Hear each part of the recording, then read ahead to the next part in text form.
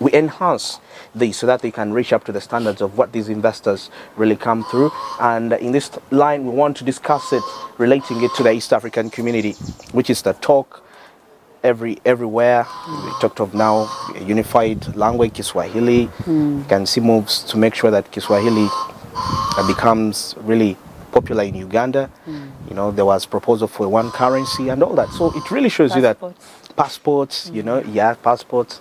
So you can see how we are into that mood of the East African community. And this could be also a boosting aspect when it comes to for direct foreign investors, direct foreign investments into the country. You mentioned these investors come, there is a certain amount of raw materials they need, and now the question is how many Ugandans can do that, and we realize that it's hard. You gave a scenario of a friend who said can supply 500 goats a week. It was impossible. So how can the East African community boost up that? So one of the things I'll talk about, when you talk about supply chain, it brings a smile to my face. Absolutely. For reasons you know. I know. Yes. Now, before we get into anything, what is our preparedness for what we want to get into? To get into. Okay. You've talked about ESC. It's a business block. It's a trade block. Yeah. ESC is a trade block. These are regional integrations. Trade blocks. So ESC is one of them. We have COMESA. And one of the things now we are getting into, undeniably, is the AFCTA. African, that is the bigger Free big Trade thing. Continental Yes, Area. African Continental Free Trade Area. But before we go Africa, how Ugandan are we prepared? And how East African are we prepared? Prepared, okay. When I talked about the goat issue, that showed that this friend of ours, this fellow Ugandan, was far from being prepared. Prepared, yeah. But he got excited and signed up for something. One of the mistakes we are going to make, many of us are getting excited and signing up for what we can't. What we can't do, okay. I don't know if I make sense. A lot. So you've spoken about EAC. This is an integration that has been promoted. I think you've seen recently we've been asked to change our passports from just our Ugandan passports to East African passport. Yeah. We're actually trying to prepare for what we want to get into. To get into, yeah. I think Swahili? In Swahili? Being promoted. Yeah, it's being promoted. As a regional language, whereby a Ugandan will be able to communicate to all the other member countries and vice versa. Yeah. So what we're actually getting into is the preparedness that I'm talking about. And as long as we ignore that aspect of being prepared, then we still have many problems on our plate. It's very imperative that we prepare ourselves. What products do we have? We talked of numbers. We've talked of quality. Quality, yeah. When you ask to give 500 goats, somebody else may say, yeah, why didn't they even come to me? Did this person have that information? So these are the linkages now. Oh. It adds up. Linkages. Brenda, I may not have the 500 goats, but I have people you know, that have the maybe even more than 500. But do you know, you've spoken of supply chain. Do you know that chain of people with that product that you're intending to trade in? To trade in. How accessible are these people to you? Okay. That you can actually reach out to them, place this order, and in no time, you will have the numbers, the quantity being requested for, and maybe come up with also the quality of the product that is needed. So every time you can't have that chain, then that means you're going to fail. You're not prepared, enough to actually execute that kind of trade. So these are some of the things that we need to look at. ESC is a big country. You may find that in Uganda, there are products that we don't have. Absolutely. Let me talk about maize. We grow maize. And for some time we have looked at it as something that we actually grow, beans. But there was a time when you'll find that maize is not enough. Enough, yeah. For us to use at home and also to export. To export. What do we do? Now we are coming up with a block, a trade block. We are looking at Africa, the FCTA. What product are we going to sell as Africa. East Africa? So we could actually organize different groups. We could choose, identify groups and say, if Uganda is coming up with, for example, maize, do we have the capacity to pull all this maize together? Do we have the capacity? Yes. And yes. if now the African International Trade Area is market is asking for maize, can East Africa come together, pull its maize together, and export it to Turkey or any country? The intended market. Exactly. Of the AFCTA. Until we do that, we are going to grapple with quantities, we are going to grapple with quality, we are going to grapple with all those aspects that are going to come with it. Okay. So that preparedness is very key. How we prepare the products that we want, we are going to have to choose products. We cannot get into everything. Okay. Of course, with specialization. Specialization. Yeah. Of late, the president is promoting the e-mobility, the Kira vehicles. The ED, Mr. Musasizi, will tell you how he looks for this chain of products that he wants. The chain of materials that he wants, raw materials, inputs that he needs to actually put these buses together. How many of us can give or provide these materials that are needed needs at Kira Motors? How many of us? Then we go back to the other question of the law people are saying, how do I benefit? How do I benefit? What do you have to bring to the table? Today, if they asked for tonnage of maize from Uganda, how many Ugandans can actually take this maize to the collection center that will have been identified? How many of us? Not so many. So we are going to always complain. Those people that sit back and do nothing will always complain. We are left out, we have nothing to do, and etc. My word is, when something is identified, when a product is identified, maybe also, we talked about choices and decisions in the beginning. Choose to pick on something that you can actually produce in that line. Then the chain will be complete. Give it your best. If Barige has, for example, we talk about, I visited a factory that is making bags. Here in Bayo Getty. A young lady. And she gave me something that I went home thinking about. Somebody else, the cow. They do not waste anything on the cow. Everything? In that factory. Okay. There is a lady who uses the cow horn to make plates, to make forks, cutlery, to make different things. The ones making the bags use the hide to make the bags. It's tanned and it's used as a raw material. They taught me about the teeth. Of the cow? Yes. I saw something they make out of the teeth. So to them they said, as long as Ugandans are still eating beef, they will always they will not waste anything on the cow. I thought about that statement. That is inspirational out there. So can you pick an item? Can you choose an item? Can you identify an item that you can put to use to contribute to that supply chain that we are talking about?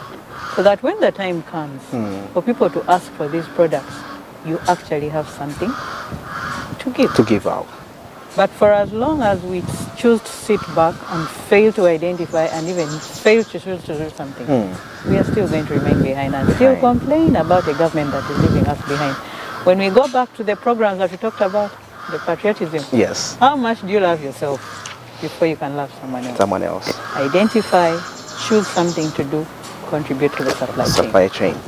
Now, still on that note, recently I saw there is a company that laid off workers. It was a milk, I've forgotten, I can't recall the name, but the reason was because some of its supplies were rejected in Kenya.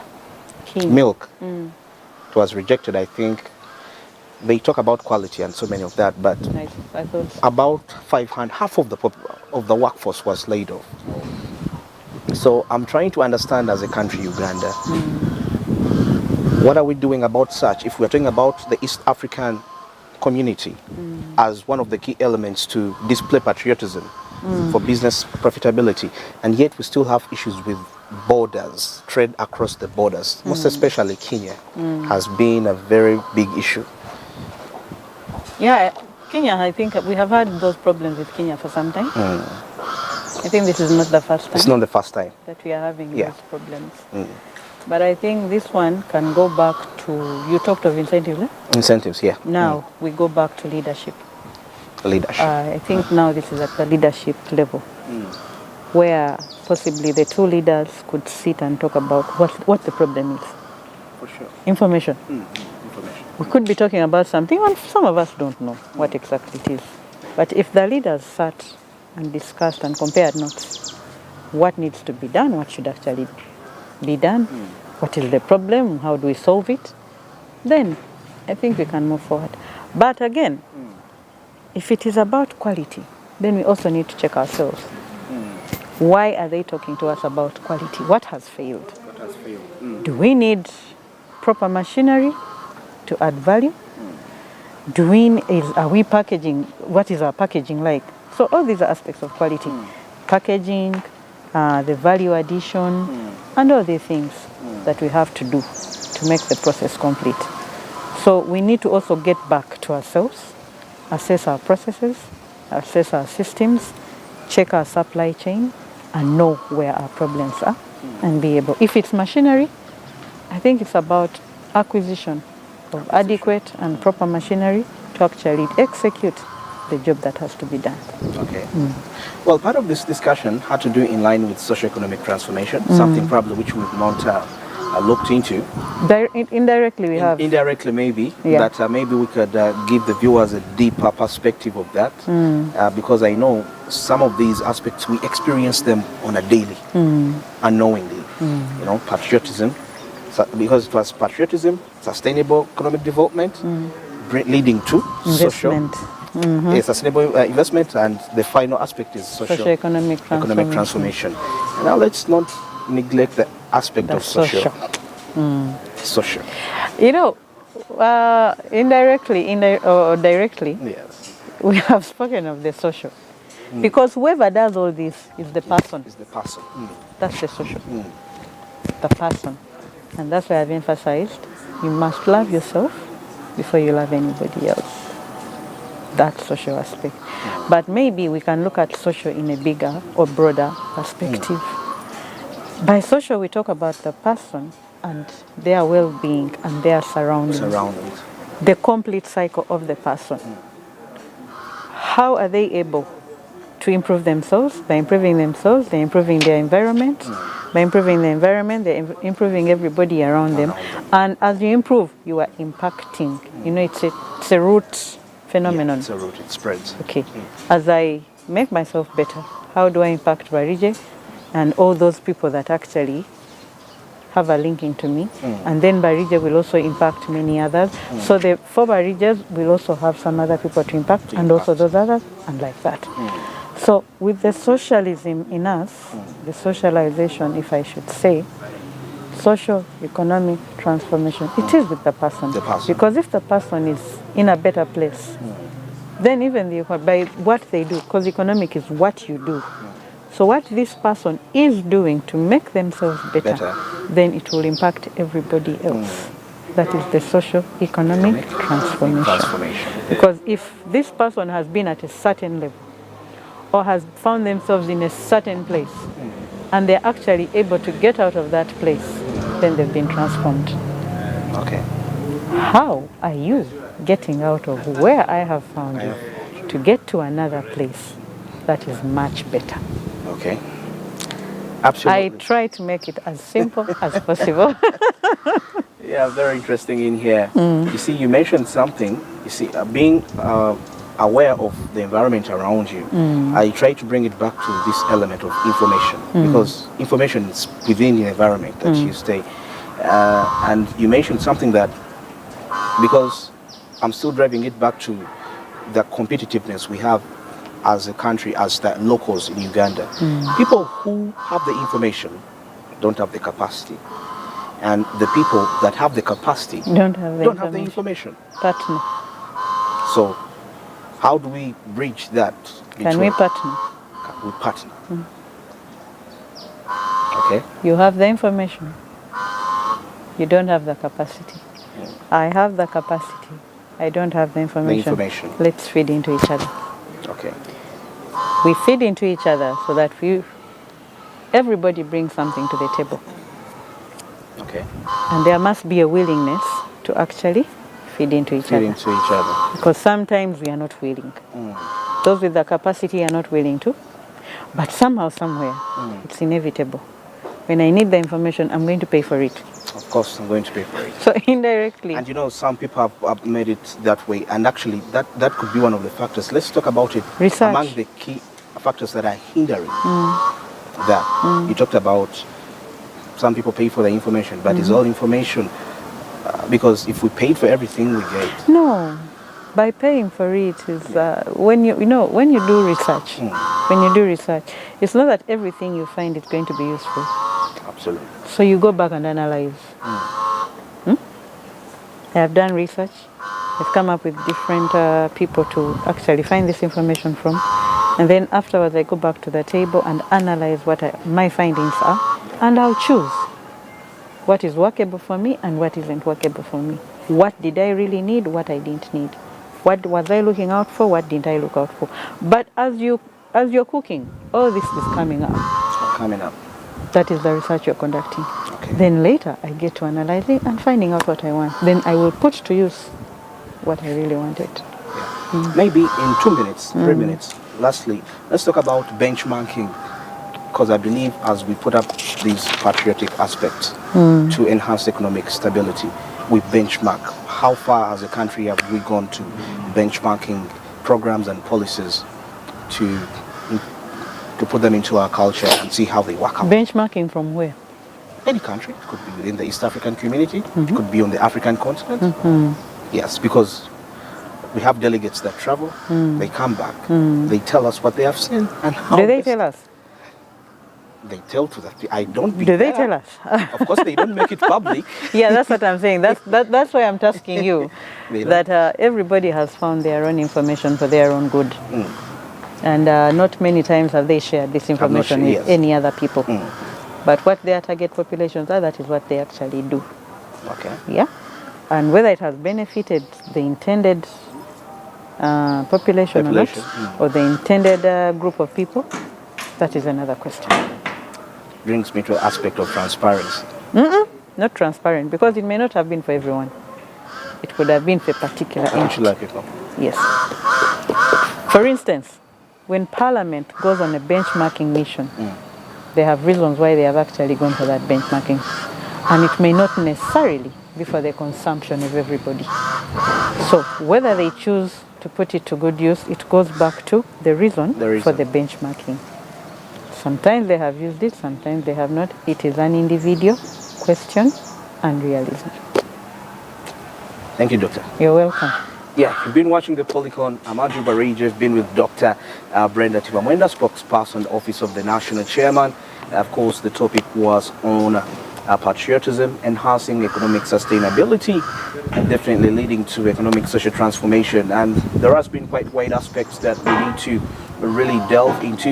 And I believe if you've been watching, you've been opened up to getting to understand something to do that. It's first of all, it's a choice. You make a choice and you decide to do something. It starts with you, you know, away from, of course, with the leader that is taking you, but you as an individual, as a citizen that is being led, you have a responsibility to play. In terms of that, you love yourself. If you do, then you'll be in position to actually take care of others and improve their lives, and we shall live in a country full of peace, harmony, and Prosperity. Prosperity, yeah, prosperity, definitely. Well, till next time, have yourselves a very wonderful time.